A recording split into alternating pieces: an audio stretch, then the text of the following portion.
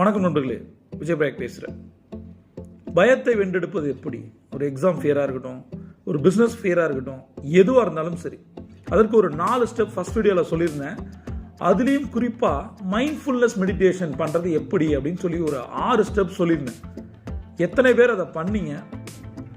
ஏதாவது ஒரு சொல்யூஷனுக்காக இந்த வீடியோவை நீங்கள் பார்க்குறீங்கன்னா, நான் சொல்வதை கேட்டால் ஒன்றும் மாறப்போகிறதில்லை. நான் சொல்கிறத செய்கிறதால எல்லாமே மாறப்போகுது. அப்படி நம்பிக்கையோட செயலில் இறங்க, அவ்வளோதான்.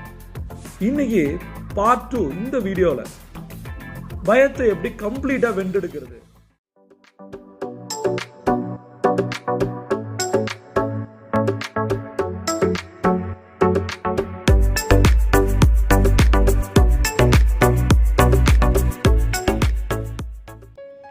நம்மளோட எமோஷன்ஸ், நம்மளோட உணர்வுகள் ஏதோ ஒன்று நம்மள்ட சொல்லுது.